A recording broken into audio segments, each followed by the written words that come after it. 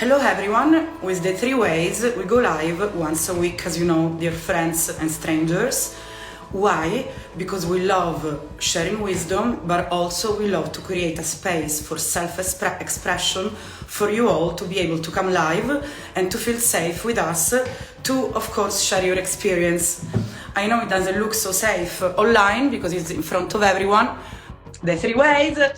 Sandina, how are you? Hello, how are you? So nice to see you. I thought Glenn was coming live because sometimes, I to see you.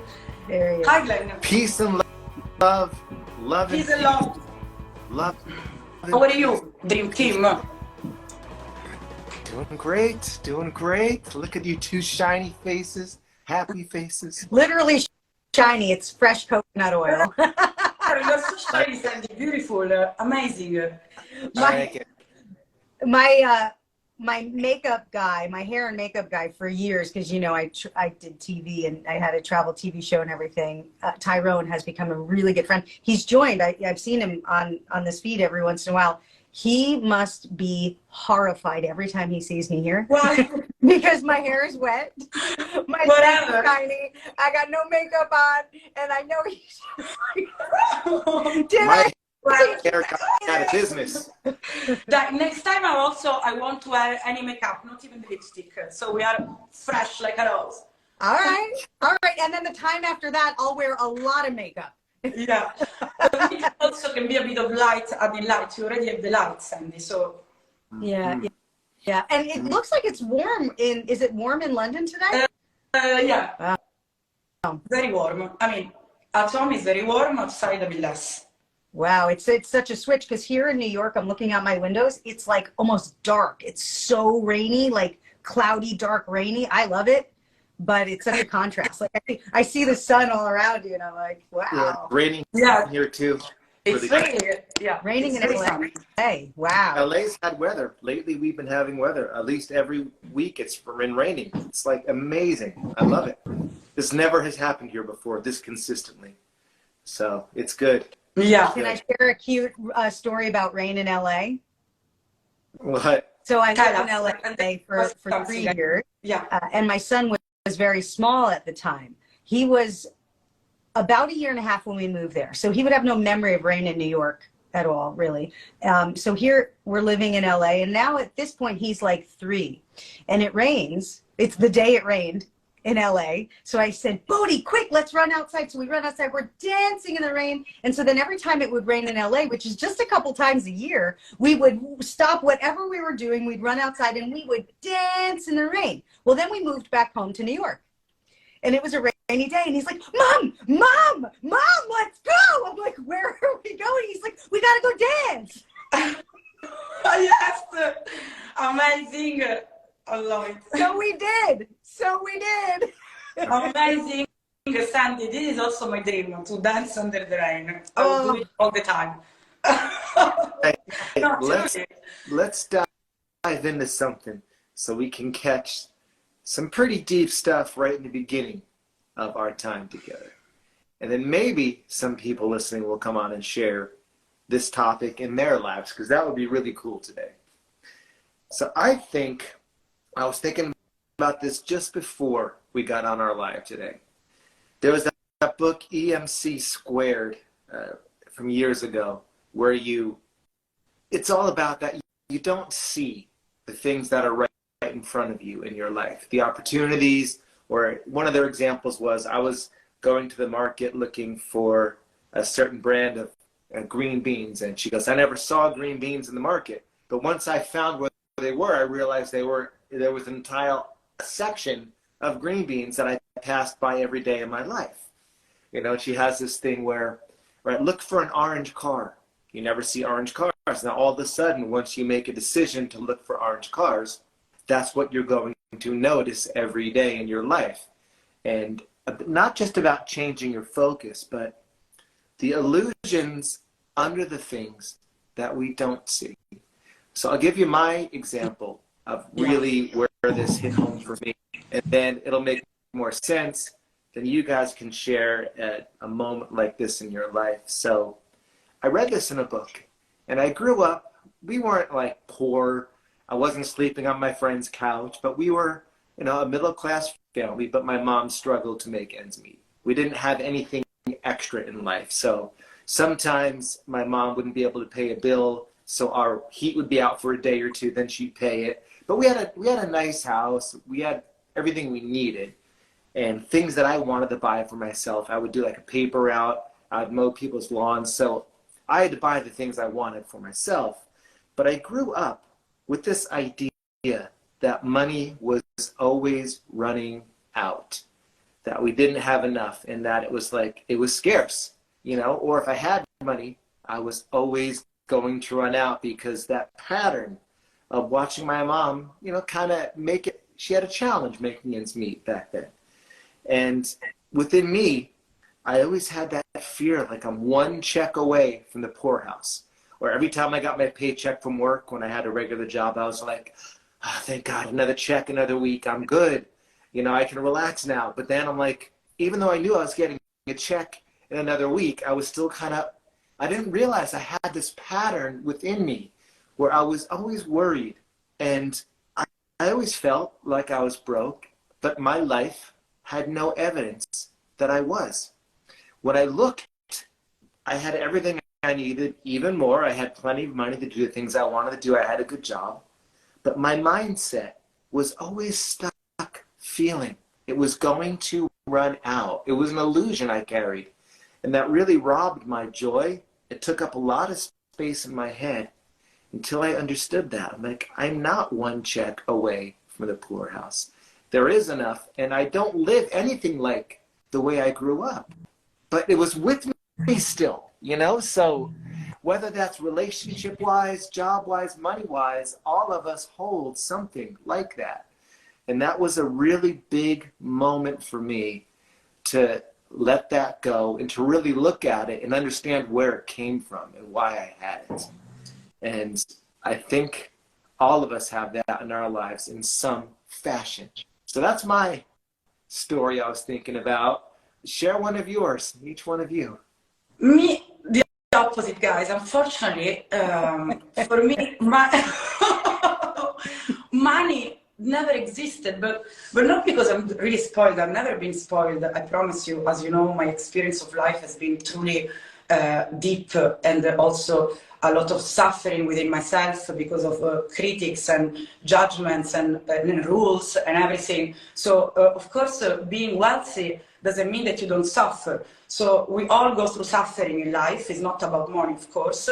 But for me, the struggle was never the money, because I've always been kind of creative enough either to make my money or to have, in case of danger, of course, the support of my family, my father. So, of course, I'm a lucky person under the perspective of money, because there are people that don't receive any help if needed by their parents, for sure.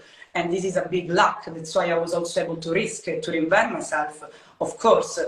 But at the same time, I have to say, of course, not taking care of money is also bad, because then you realize that also people, as it happened to me in the past when I was doing events, take advantage of you.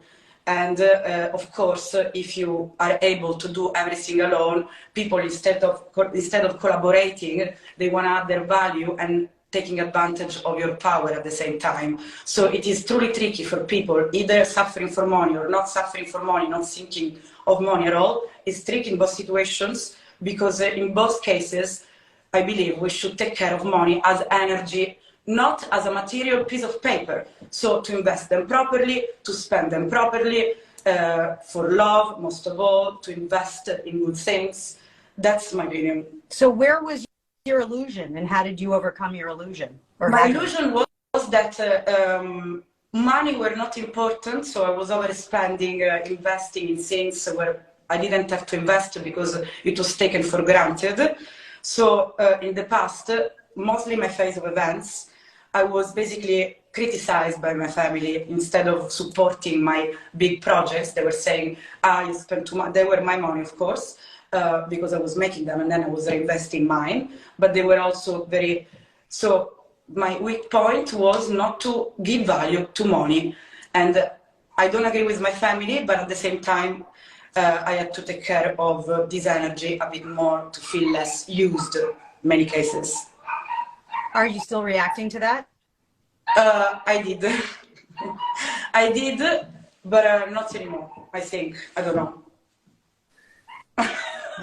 Whose dog is that? Not mine. Guys, because you know me, it's not fun. Got it. In any case, yeah. I think it's important to have a good relationship with money. Either you have them or you don't, because in most cases, it's energy. So we should see it as energy. And so when we overgive energy, we feel consumed. It's the same with money, even if you have a lot of money. What do you think, Sandy? So if people are just joining us, Glenn, you mentioned this incredible book called E² by Pam Grout. Yeah, that's it. And this conversation is inspired by that. She has a follow-up book called E3, E cubed. Is 3 cubed? 3 means cubed? Something like that. I don't. 3 squared and Yeah, then cubed? Because now I think of a cube as 4 sides. No, a cube has a lot of sides. Okay, well, she has a book called E2, and then Pam Grout then has a follow-up book called E3. Maybe somebody can tell us if it has a 3, what that's called. I think a cube has E² 6 sides, right? E², E2, E3. There's 6 sides. 1, 2, 3, 4. Yeah, 6 sides to a cube. That's why I'm an artist. Mm-hmm. Yes. Guys, I also have an amazing, well, but first Sandy, if you want to talk, of course, about, because we all share, so we give also motivation to people to share their problems. If you want to share your sensitivity, if you have an experience, even though you already told us online once, and it was very powerful, I felt very close to you when you said this story, but otherwise I can start with a hint I want to tell you guys. Okay. I can save mine. I know you're bubbling to share it. Go for it. No. I just wanted to make a point because today I have this circle at home for the full moon, and yesterday a friend asked me to focus on an exact point, which is very important, I believe, for relationship matters, which is this, talking to our listeners. How do you separate your friends feeling like the way you feel about someone from feeling this someone making you feel? So this person makes you feel. So the separation between how does someone make you feel and how do you feel about someone? So which is a different thing, and people sometimes think it's the same. So we have to separate the two. How someone makes you feel from how do you feel about someone. And just that space of understanding there's a separation between the two puts you in empowerment, because then you get to recognize it. It's the same thing I say about meditation all the time. People say, well, I don't meditate because I tried and I can't, and I'm just that person who's no good at it. And what I say about this, and I think a lot of good meditation teachers say this type of thing, when you sit down to meditate and you realize you're the worst meditator in the world because your mind is going everywhere, that was such an important meditation, because you recognize what your mind does. And that's the separation. And so when you can ask yourself, am I feeling this way because of this? Or what is the reason I'm feeling this way? When you just stop and ask that question, even if you never have an answer, the fact that you do puts you back in control of your thoughts. And so you're recognizing what you're thinking. There's where all your power is. Doesn't even matter what the answer is, right? Listen, yes, because sometimes we confuse the emotion someone makes us feel, but then we don't feel the same about the person. So sometimes, as Sandy said, it's very important to understand your mind and the emotion, where it's coming from.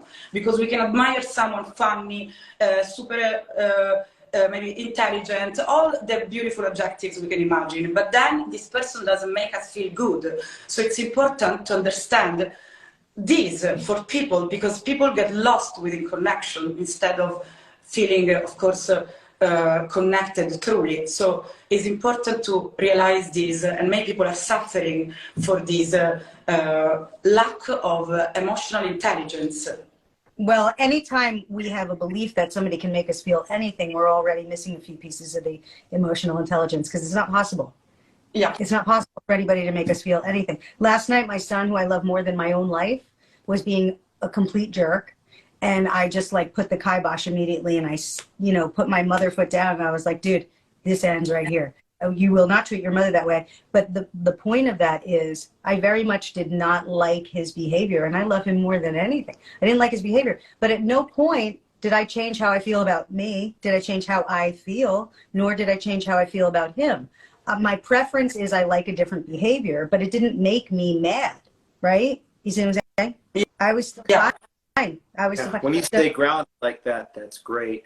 The one thing I think about is people like people that are like themselves, or they like people that they want to be like.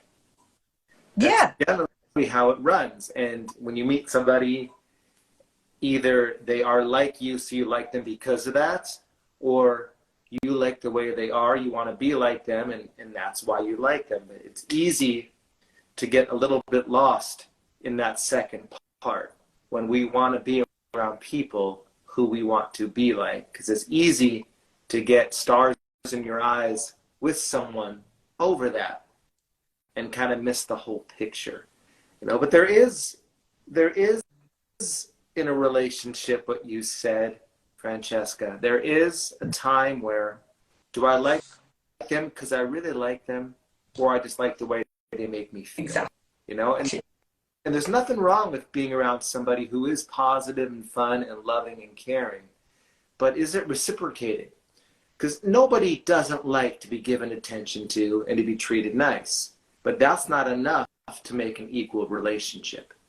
If somebody's doting over you and being very affectionate, yeah, it's nice to feel that, but do you really feel that to be equal in return? And do you want to give that back to that person? And that's where relationships get imbalanced very easy. Yeah, and that's why I say happily ever after is an old man. Because that guy on the white horse who saves you and he's all handsome today, are you going to still love him when he smells like pee? And if you do, go for it. Francesca will. Francesca will, especially if he gets stinky. Yes. All right, now back to Pam Grout, E2 and E3, however you say those in math class. Those books are absolutely amazing. Francesca, one of the things you pointed out was because of the way money was when you were younger, that's what gets imprinted in the subconscious mind, right? The rest of your life, you're sort of working off of that. So you said you became creative about making money. You said creative, but I heard scrappy. And scrappy is one of my favorite things in people. So I want to share a story about scrappy. I started dating Jen, brand new.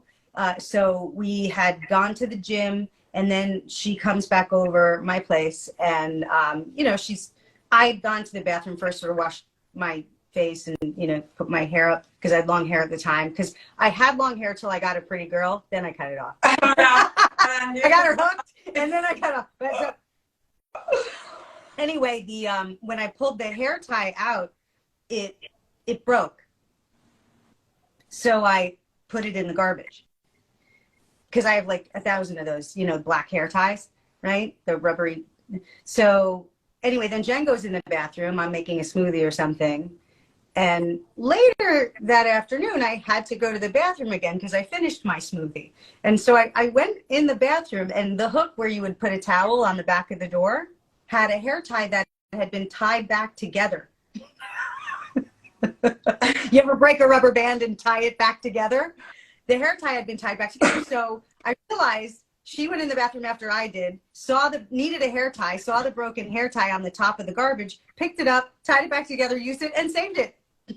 And I came out and I said, "Did you find this on the top of the garbage?" She goes, "Yeah." I said, "Marry me." You're scrappy. I love it. So creative. I love it. That's all it took. Love it. What? Simplicity. That's all it took. That and some other things that this is a live show, so no. That's now, all it took. do you want to hear an amazing story about the Pam Grout book? This was in E3. This is the one that came after the one you brought up, Len. You want to hear an amazing story? Yes, we want to hear it. Because How can we know after that? this is It's almost not fair. how I this can't is say no now. all the things, Glenn, you started with, which is such a brilliant topic and a brilliant conversation that you brought up. How our beliefs are set basically by the time we're 8 years old. It can change, but it usually stays looking just like it did. And the only way it changes is through repetition or hypnosis. You know, you can do it to yourself, right? So when a new habit gets repeated a lot, it can make its way into your belief systems. But essentially, for intents and purposes, your belief systems are set by 8. They can change, but your mind won't let in anything that doesn't already match what's there, which is why rule number 1 of public speaking, tell people what they already know, because that's what the brain is looking for. That's why our world keeps looking the same, right? No matter how hard we try. So we can change our belief systems. Hypnotherapy is probably the most powerful way to do it, but you can do it for yourself. So here we go. I read the book and it said, go on a scavenger hunt with the universe. Now, everybody watching and listening right now, this is teaching you how to create the world you want, how to up-level your game, how to evolve. You sort of put something out into the universe and you let it go. Because if you can plan and predict, we've talked about this before, if you can plan and predict your future, if you can create it and make it happen exactly like you say it's supposed to happen, it means it's going to happen like everything else in your life, because your brain is a map of your past. So if your brain can right now come up with what your future is going to look like, you have to plan it perfectly. It's only going to look like what your past looked like, because that's all your brain knows. So you put out what you want and then let go. And then I don't care if you call it the universe or your subconscious mind or God or the magic power spirits, whatever you call it. But however the sun comes up in the morning and goes down at night, that thing makes the new things that will surprise and delight you happen when you put it out and let go. So the letting go is the work. Here's the story. Also, Here's the give story. space to new informations to come in, dear Sandy, infatti, to give space, because... Yes, because the space is non-resistance. That's why we Yeah. always want space. It's resistance. Think of it this way. Everything you want is already here. And when you stop fighting it, it gets let in. So that's it. So here's the story from the Pam Grout book. She said, go on a scavenger hunt and find these 6 things. An old lady in a hat, or, you know, a guy wearing bowling shoes, or whatever it was. She gave a list of 6 things. So I played it with one of my friends. And we would take a picture and send it to each other across the country, and whoever hit 6 first win. It was a whole bunch of fun. So the idea is you put it out in the universe and you don't try too hard. So we would sort of play with who's getting it right with the universe. Then we made our own lists. I told her to find kite, bicycle, and some other thing. She gave me jacks. When was the last time you saw jacks? 1976? Okay. She gave me jacks. 3 words that I had to find in the universe. Sap. I'm like, how does one find sap living in the city? Do I go up to a tree? Because if you go up to a tree to create the sap, you've tried too hard. So you're supposed to just put it out and let it go and not try, right? But this is how we create. So she gave me jacks, sap. I'm like, if I buy maple syrup, does that count? You know, but again, this is how we create our world. And you guys are watching this because you want to make changes in your life. This is a perfect conversation. And then the third one she gave me was the word entourage. What? The word entourage? Like I'm supposed to get an entourage in the next 72 hours? So I gave her kite and bicycle, right? So I'm texting with her. I'm living in California at the time. I'm texting with her and I'm like, we're not friends anymore. I hang up. I go to Bulletproof Coffee in Santa Monica or Venice. And I walk in and the guy serving coffee, his name is Jax. Right? Now I leave and I got to sign my son up for his preschool. And I get there on time. She says, I'm so sorry. We're running about 20 minutes late. We have another family for privacy purposes. I can't let you go over here. You have to go down around the bend and back again and go in that other room. We'll come get you in 20 minutes. Okay, fine. So I go sit down in this little preschool classroom. They have animals and letters on the walls, right? So cool. And then cut out in construction paper, student and parent group. S-A-P, hand to God. It said S-A-P. And I take a picture. So I'm like, this is amazing, but I know I'm never getting entourage, and she's going to see a kite and a bicycle for sure. I'm riding my kid now. I'm going to drop him off. Glenn, they set up camp in the Palisades. The Palisades is the beach between like Santa Monica and Malibu, pretty much, right? Maybe there's something else. Wait, is there anything else in between? No, it's just off right over there. It's kind of the hard spot to get to. It's a peninsula that goes out. But yeah, it's very pretty and very expensive in the Palisades. So I was riding my bicycle because I live there. Yeah. Very expensive. Very fancy, with your bougie coffee. With my bougie coffee. Your bougie Yes. black coffee without any sugar in it. You know it. I've got the chariot on the back of my bicycle, and I'm riding my little 3-year-old to drop him. They set up camp in the Palisades. The kids play in the ocean, and they do art class under the tents, and they jump under the trampoline under these big tents, and then they take down camp at the end of the day, right? So I would ride 4 miles, drop him, ride 4 miles back, ride 4 miles to pick him up. So I would ride my bike 16 miles a day. It's very windy, and especially with the chariot, the kid tower thing in the back of the bicycle with the wind. So I'm riding home now. So it's my 14th mile of the day, and I've got my kid in the back, and I'm going against the wind, and so it's like pulling me back like a parachute, right? So I'm pumping hard, and I'm on the bike path in the sand in Santa Monica, and I'm pumping hard, and these 2 guys come running past me, almost knocked me off into the sand, and they're running. I've never seen people in real life run so fast. I'm amazed at this. Well, now they stop. They were escaping from something. They were escaping from something. they're escaping from Jelly Belly, and so they're running, and they stop like, I don't know, 30 yards ahead of me, and they're bent over catching their breath. So I realized that was the sprint at the end of a run. They were just like going for it. These 2 guys were really fast. So in one moment I'm admiring them, and then the next I'm so pissed off because they're right in the middle of the bike lane. It's a narrow bike lane, sand on either side. If this chariot goes off in the sand, oh, I'm gonna have to pick it back up and go back. So I'm mad, and I want them to move, and I'm a New Yorker in California. I'm like, hey right? So I said in my mind, as I'm getting closer to them, you were just in a really good mood. You got mad really fast. Cool it. Work really hard to be nice to them right now. Just try it, Sandy. So you're in California. Try something new. So I get close enough where we can see each other's eyes. And now, of course, I'm basically slowed to a stop. And I stop. And so now I'm against the wind. And so I said, you guys, that was the fastest running I've ever seen in my life. Wow, that was really impressive. And they're both out of breath, and they go, oh my God, we just realized we're blocking your lane. We're so sorry. Well, the guy who looks up and says this to me was the star from the show Entourage, the guy with green eyes and the dark curly hair. Really? Yes. Leave it. Yeah. All in one day. So It's funny how that stuff does work. Nice. What you Sorry, Sandy. So many coincidences. Yeah, that's how you create your life. You put it out there, let it go, and when you find yourself pissed off, pull it back.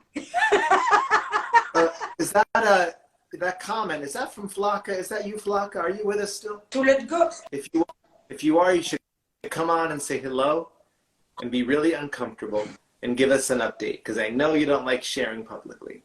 But it would be really cool if you're watching and you request to be live and just give us a little check-in about what's going on. So I'll put that out there. If you don't, I understand. But if you do, that'd be really cool. All right, so let's keep Yes, going. it would be amazing. See if we get her on. To let go, dear friends, of course, we have to remember it doesn't mean to change path necessarily. You have to let go of what is blocking you, which is the sensation. So it's very important to not let go, because people let go too easily nowadays, as we know, Sandy, Glenn, and we have to truly avoid letting go of things that are important to us. Let go of the situation that doesn't work, but maybe not the person that is not working at the moment, as we would do with our children. Why all these mothers are struggling with their children and they abandon them often, mostly in the Latin places, because of course they're not supported emotionally and they let go of everything. So it's important to let go of the feeling and sensation, of course, fulfilling your heart with other things for the moment. How do you let go? I let go by fighting till the truth is there, and then I let go of anything that was hurting, for example. Because for me, there is nothing truly hurting, Sandy, because I truly believe there is not right and wrong in life. It is all about the truth. Because at the end, with the truth, you accept everything. I mean, and when you know the truth, do you have to convince the other person of what the truth is? No, but of course I express my truth. I Why? I don't you know, let's go deeper. I want to understand, guys. Why would we try to convince someone else's of our truth if we are just exposing our truth? I need more specifics. Yeah, That's such a vague let's go. concept. That's such a vague concept, because when it comes to, you know, what one person's opinion is versus your opinion, to either accept their opinion or not, or if you know what's true for you, to just understand, you're going to cut that out of your life. Many times when you see the truth of a situation, you decide it's not for you anymore. Or that person you're with that makes you feel really good. But if you really don't offer that back, if you don't feel that, having the courage to say, you're great, but this isn't really what I want, which is really hard to do when a person is very, very sweet to you. You know, I had that experience with a girl. It's not difficult at all, because people lack affection, and so as someone as they receive sweetness, we can see it along our sessions and in life, they get mesmerized. I mean, but Francesca, if you had a guy in your life that was just very sweet to you, and he was with you, he did make you feel good, he was just the right amount of fun and affectionate, but you really didn't feel that for him in the same way. But when you're with him, you still do feel good, and he's sweet, and you have been going on for a little bit with him, and now you're realizing, hey, I don't really feel this back for him. I can't imagine that being easy for you to say, I don't want you in my life anymore like this. I believe, are we talking about love or friendship or... something in between? Every relationship has different approaches, in my opinion. Yeah, a relationship. A relationship for love, so with someone that has a potential. For me, either I have the love of my life or I'm super happy, so I will never waste my time, like, never. But you don't always know right away.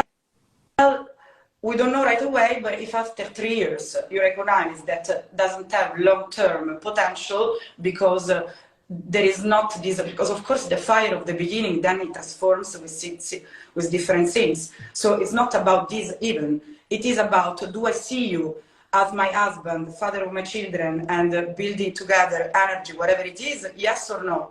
That's cool. But you know what I'm saying, Sandy? Within a few months of being with someone in an early part of a relationship, determining, do I really like them, or do I just like the way they make me feel? And then having the courage to say, this isn't really matched on both. I don't really feel the same way. It's about true love, big love. There are many different love shades and sensations. So maybe it is love, but it is not the love that you are experiencing as a vision in your heart.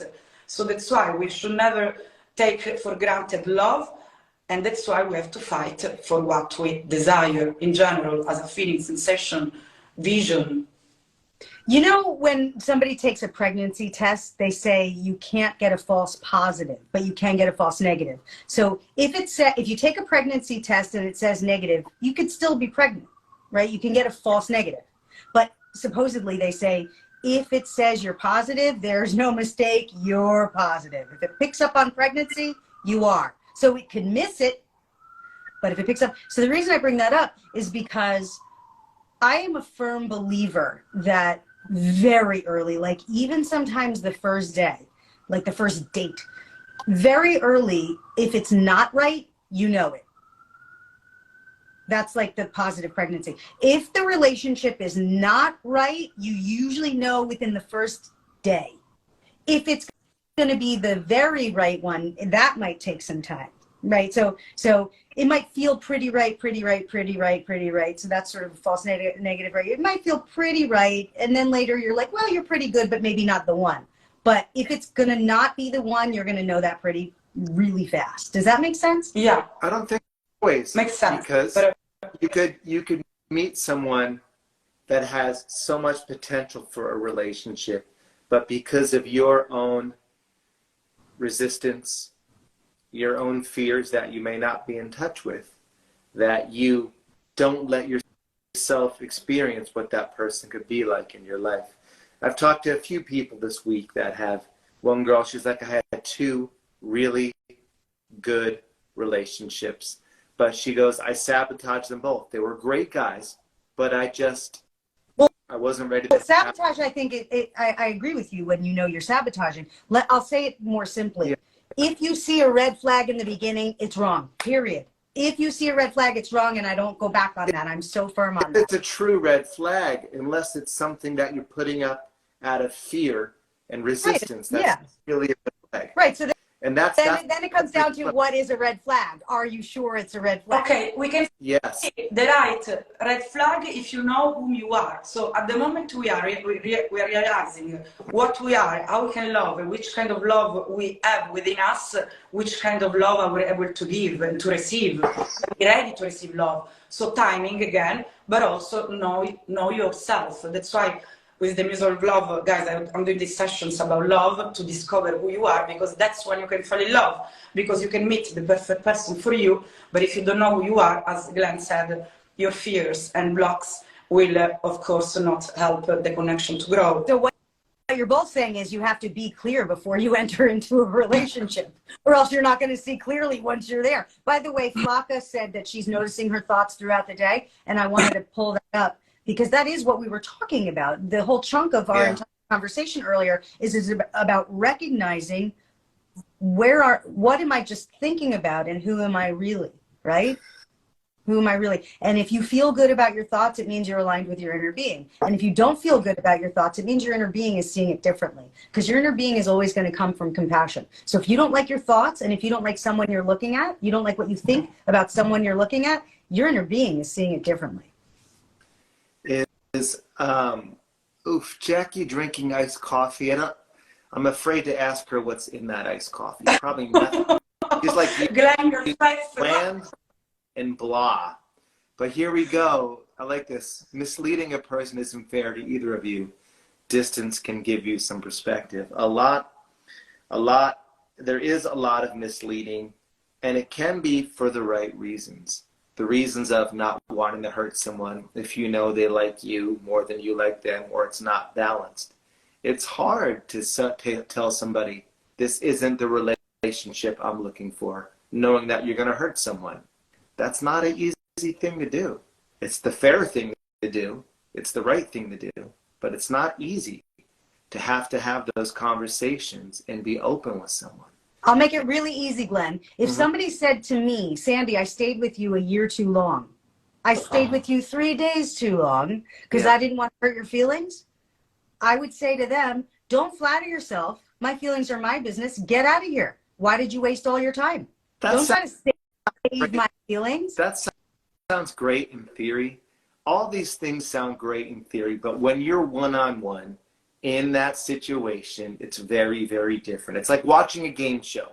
When we're on the couch watching a game show, we know the answers. They're so stupid. Why would they do this? Why would they do that? But when it comes to our personal matters of the heart, it's never that easy. I get what you're saying, Sandy, but it's so much easier now when you're not in it to speak like that. You know what I mean? Did you ever break up with someone and they said, I'm not letting you break up with me, and like put a chain to you? Maybe that has happened. Also, There's crazy, guys, but outside my door, they're knocking right now. There's 10 of them outside right now trying to get in. Yeah. So we can say, guys, that it's not easy. Of course, we understand, but truly, it's actually easy, in my opinion, if you are in a surrounding that is giving you distrusting energy, and if you don't have fears, if you don't fear to lose, because if you're good within yourself, you don't fear anything, and you can say whatever you want, even though maybe you can be too direct, or you can express your feelings back in the worst case scenario, but it doesn't matter. If you have fears, you won't be able to express yourself. If you don't have, you can. I believe we don't have to be fearful. I agree with you. Jackie said, I have a 12-minute presentation coming up. Do you guys have suggestions on how to calm down and speak slowly? Because I get anxious and I speak fast. I definitely do. What do you guys have to say about making a presentation and stopping freaking out? Jackie, you should know this by now, Jackie. I've told you the secret, but I'm going to remind you of the secret that I've told you before.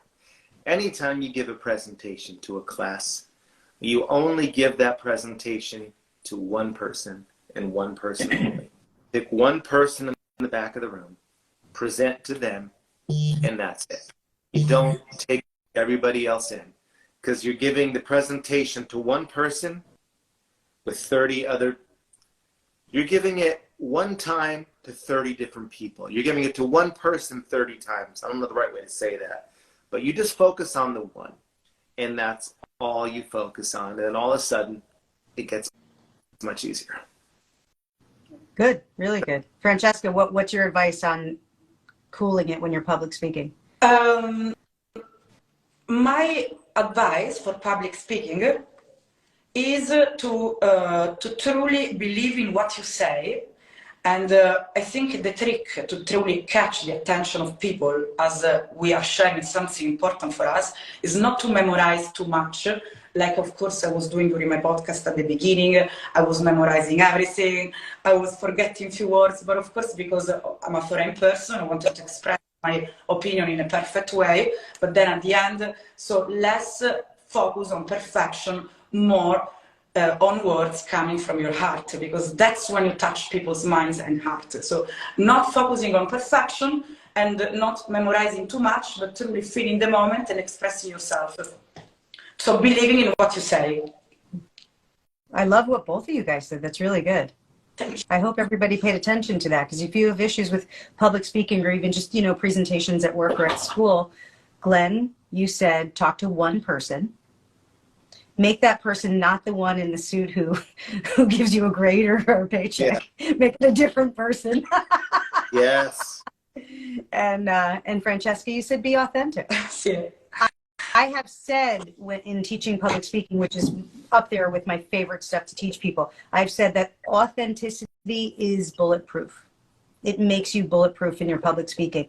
Nothing can go wrong when you're being authentic. You can make a mistake in a number that you give or a piece of information, but as far as how you feel, somebody can correct you and nothing went wrong. I'll give you the example here. You're out to dinner with friends. We do that all the time.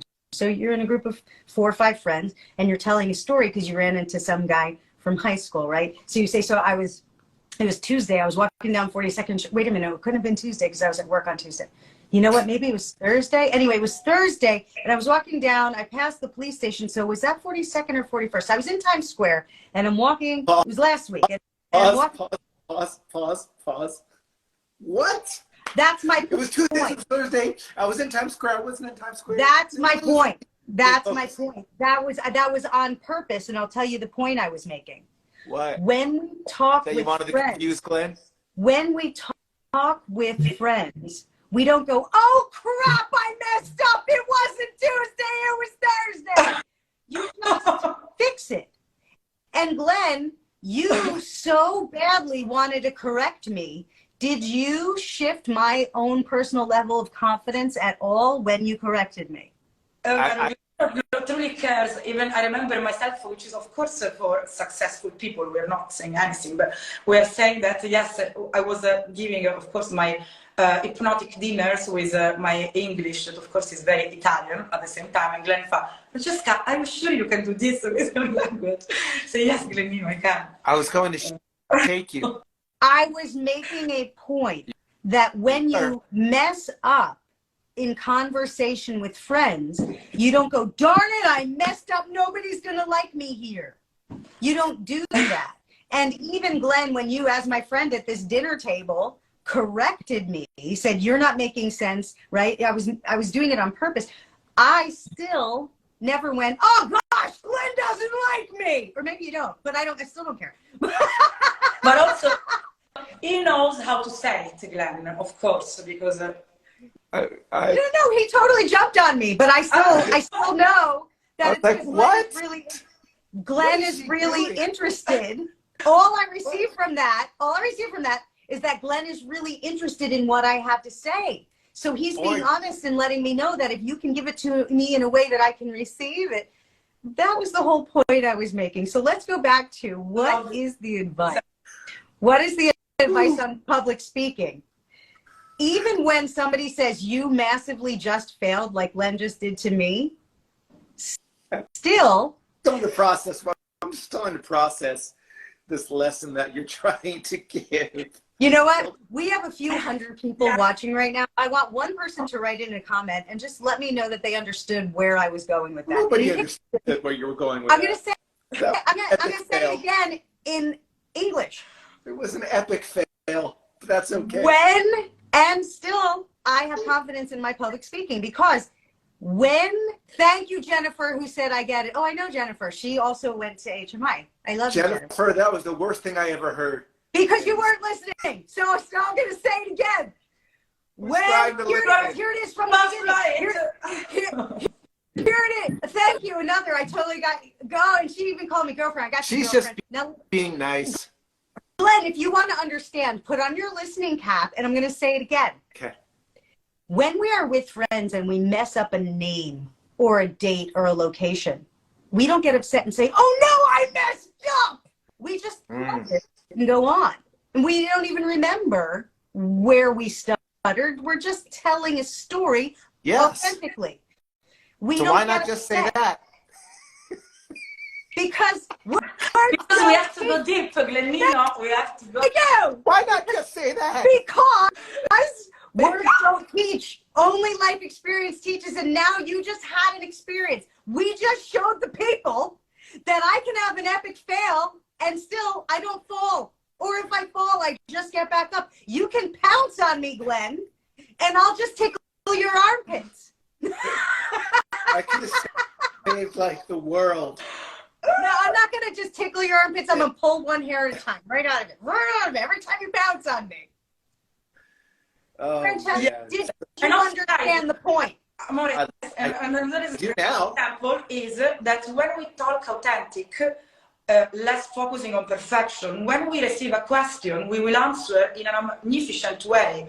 Because when we memorize too much and we express just by hearing it, and then we receive a feedback, then we get lost in translation, and then we don't go deep enough, and then we sound so deep, and then we don't know how to go deep. So it's very important to accept what you're saying as you feel it. Yes, and Fitzmaurice 9, yes, it's just like when you're performing on stage and you sing and you mess up and you just keep going. That's the whole point. That's the whole point. So Jackie, don't screw up. You could have just said that.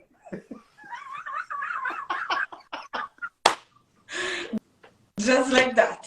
I love it. Love it.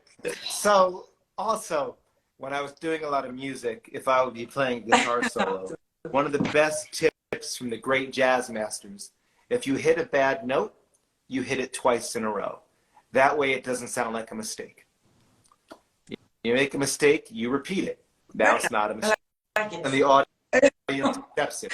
That was my trick, Glenn. Why are you sharing that? So Glenn, I'm curious, if we were to you know how when you read a fortune cookie, then you follow whatever the fortune cookie says with "in bed," like you will get lucky, and then you say "in bed," right? Yes. You will pet a cat in bed, right? Whatever you always just add in bed, and then it's very funny. So Glenn, I want to ask you, you said you make a wrong note while you're playing jazz music, so you play it again, so now it just becomes a thing you meant to do. If you are in bed and you hit a wrong note and she tells you you hit a wrong note, you gonna do it again? Yes. I don't know. I don't know. If you stutter during the presentation, stutter again. Exactly. Then it'll be purposeful and then smile. Yeah. So Malpac Music said he hypnotized someone for the first time in ages the other day. All right. So. Wait, what's that person's real name? I know who that is. Oh, no, he writes to me a lot. Hi, Malpac Music. Yeah. Yes. Added. Repetition legitimizes. Absolutely. So that's a big thing. Jazz guys do it all the time. And stuttering is a hypnotic technique. I do it all the time. When you take a pause, or it's like you're trying to think of a word, the other person's brain has no choice but to want to put the right answer in, so they become involved. So stuttering is actually a hypnotic technique. If it happens by accident, use it to your advantage and let it put the pause and slow you down. The advantage, because it's not going against anyone. You're just creating a safe space where to express yourself. Yes, stuttering, it's not even considered a message. Exactly. Exactly. I use it all the time in hypnosis, in conversational hypnosis, when people don't know. Because, you know, I don't know how you guys are in sessions, but I don't ever hypnotize someone until they're already hypnotized. I'm conversationally hypnotizing people before I say, and now we're going to begin the hypnosis portion. They're already hypnotized, right? So so stuttering is conversational hypnosis. Use it to your advantage. Beautiful. I love it. Yeah. I just saw, I'm going to buy it probably in the next week or two.